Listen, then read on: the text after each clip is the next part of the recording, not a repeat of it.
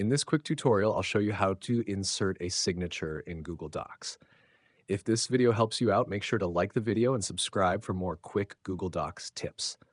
To start, open your document in Google Docs and place your cursor where you want the signature to appear. Then go to the top menu and click Insert Drawing plus New. In the drawing window, select the Scribble tool from the Line drop-down menu. With Scribble, you can draw your signature using your mouse or trackpad.